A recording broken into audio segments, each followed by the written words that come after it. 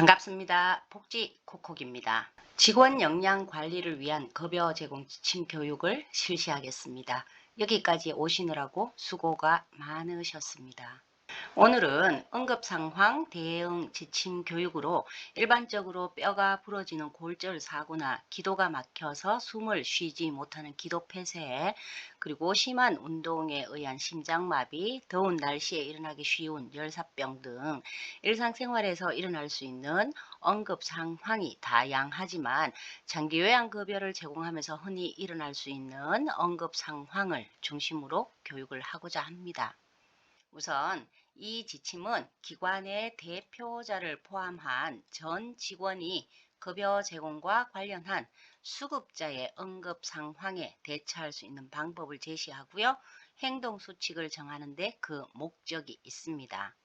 본 지침의 적용 대상은 수급자의 질식, 그리고 경련, 화상, 골절, 약물 오남용 및 중독, 화재, 지진 등의 위급한 상황에서 119 구급대 또는 의료기관 이송 전까지 전문가의 지시에 의한 응급구조 활동을 말합니다.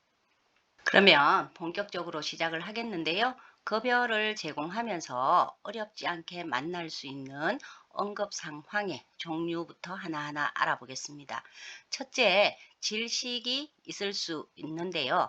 질식이란 음식이나 이물질이 기도로 들어가서 막히는 것, 또 외부에서 입과 코를 막는 것, 끈에 의한 목졸림과 같은 기계적 기도 폐색을 말하는데요. 우리나라 사망 원인 통계를 보면 질식 손상에 의한 사망자 중에 65세 이상 노인의 경우에는 66.6%가 음식물이나 다른 이물질을 흡입해서 일어나는 비의도적 사고라고 합니다. 이는 주로 나쁜 치아 상태나 진정제 등의 약물 사용, 운동 기능과 정신 기능에 영향을 주는 질환이 있는 경우에 특히 위험해서 노인의 경우 주로 누워서 급하게 떡을 드실 때 발생하는 경우가 많다고 합니다. 이렇게 질식이 일어나면 우선 의식이 있는지 없는지에 대한 반응부터 살펴봐야 하는데요. 그 반응에 따라서 대처법이 다르기 때문입니다. 반응을 살펴서 의식이 있다면 하임리히법과 같은 대처를 통해서 대상자 스스로 기침을 하게 해서 음식이나 이물질을 뱉어낼 수 있도록 돕고요. 의식이 없는 경우라면 119에 신고함과 동시에 심폐소생술을 실시하여 입안에 든 이물을 확인하고 제거를 합니다.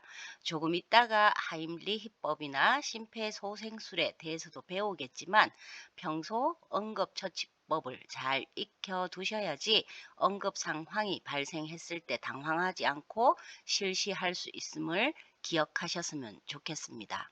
이번에는 경련으로 뇌세포가 비정상적으로 자극이 되어 나타나는 의식장애 및 신체적 증상을 말하는데요. 외상이나 유전도 있지만 노인의 경우 뇌종양 같은 것이 원인이 되어 일어나기도 하는 뇌전증, 그리고 약물이나 술, 마약과 같은 독성에 의한 중독, 혈액 속 당의 양이 비정상적으로 나타나는 저혈당, 알코올 금단 증상, 그리고 뇌졸중, 열사병 등의 상황에서도 경련이 나타날 수 있습니다.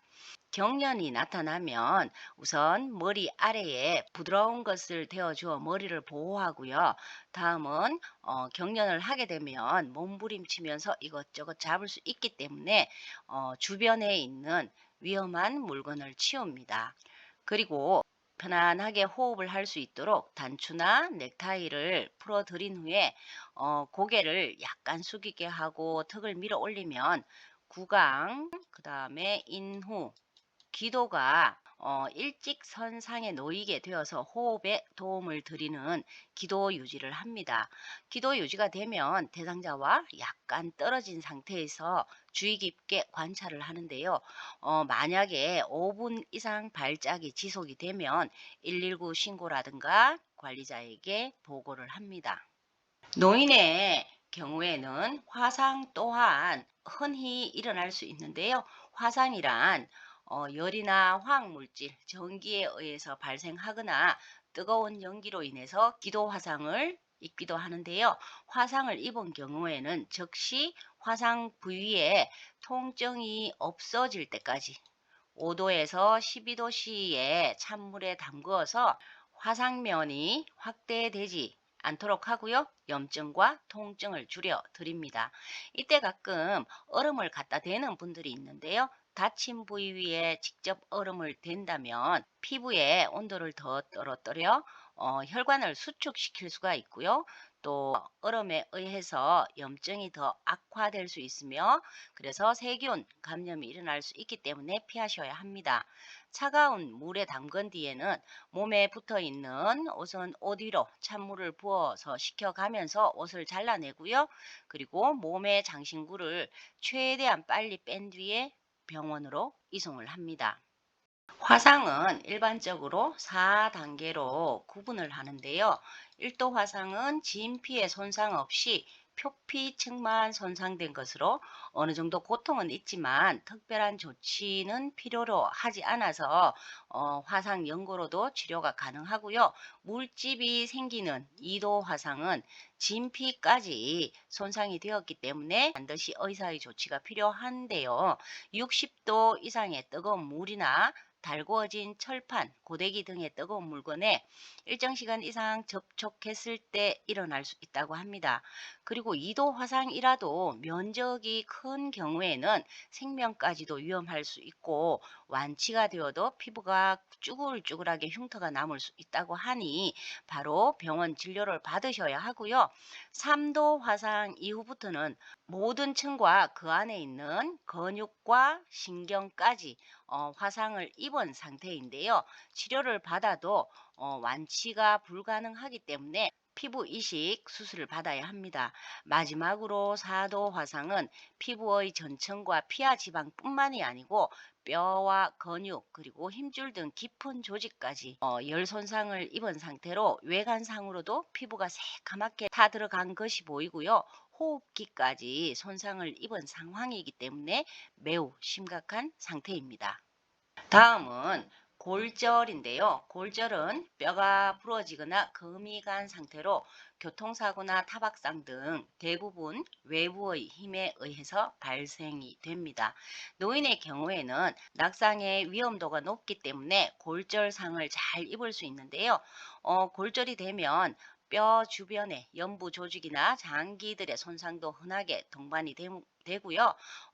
골절은 단순 골절과 분쇄 골절로 나뉩니다.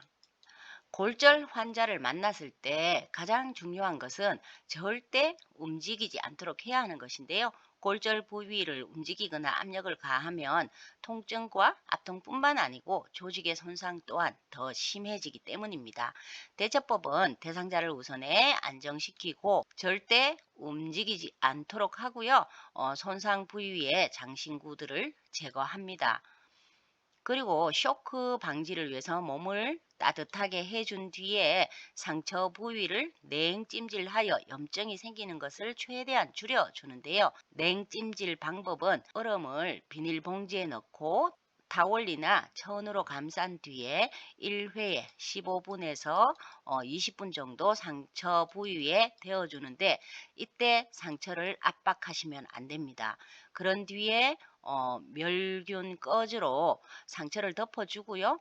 만약에 출혈이 있다면 튀어나온 뼈를 직접 압박하지 않으면서 지혈을 한 뒤에 관리자에게 보고 후에 병원으로 이송을 합니다.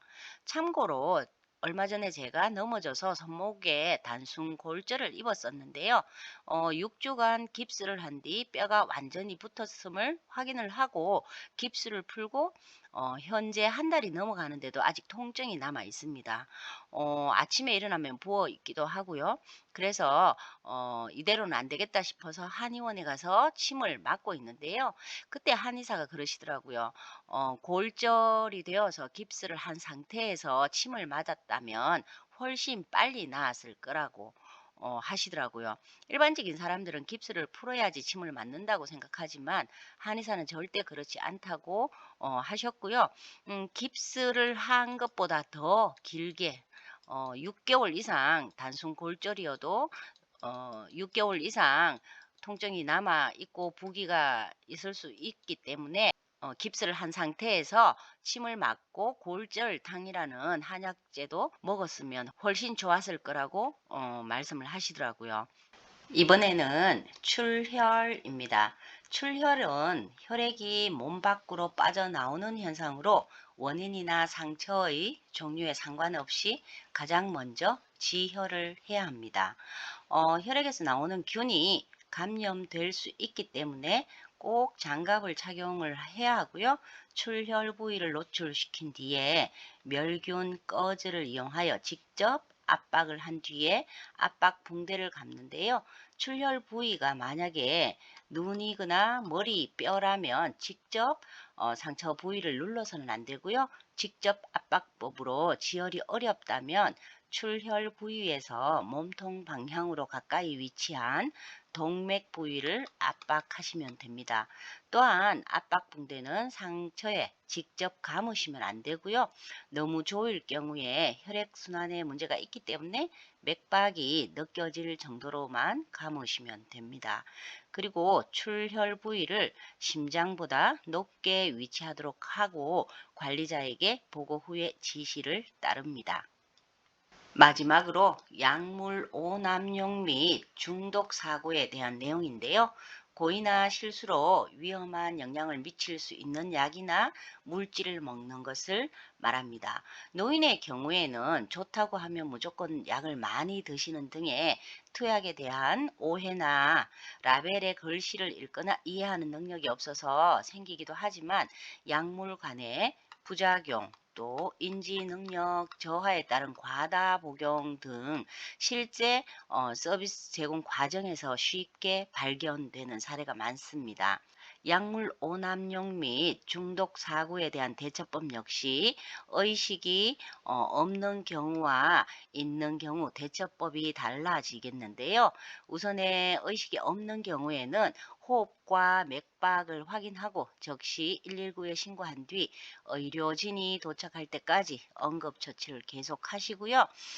의식이 있다면 대상자가 먹고 남은 물질과 용기를 들고 병원으로 가는데 만약에 토사물이 있다면 모아서 챙기셔야 하고요. 복용한 약물에 구토 지시가 없다면 구토를 함부로 시키시면 안 되겠습니다. 그럼 지금부터는 응급 상황에 대한 대처법을 보다 자세히 알아보겠는데 우선에 의식이 없는 경우에 실시하는 심폐소생술입니다. 가장 먼저 반응을 확인하고요. 그 다음에 의식이 없다면 도움을 요청함과 동시에 자동 심장 충격기를 준비하는데 주변에 이때 119에 신고할 사람이 있다면 그 사람에게 신고를 해달라고 도움을 요청하고요.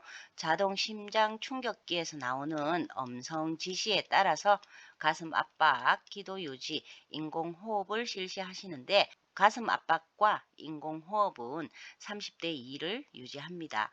반응을 보이면 회복 자세로 또 반응을 안 보이면 다시 가슴 압박으로 넘어가서 응급처치를 계속 실시를 하는데요. 만약에 주변에 자동 심장 충격기가 없다면 119 응급구조 대원의 안내에 따라서 가슴 압박과 인공호흡을 실시합니다. 이를 도표로 보면 화면과 같은데요. 도표는 자동 심장 충격기를 사용한 예로 심장 리듬 분석이 자동으로 됩니다. 자동 심장 충격기는 우선에 전원을 켜고요. 그 다음에 심장 충격기에 붙어 있는 패드를 대상자의 몸에 붙입니다. 그리고 심장 분석을 실시해서 가슴 압박이 필요하다는 제세동 버튼이 깜빡이면 제세동을 시행을 하고요.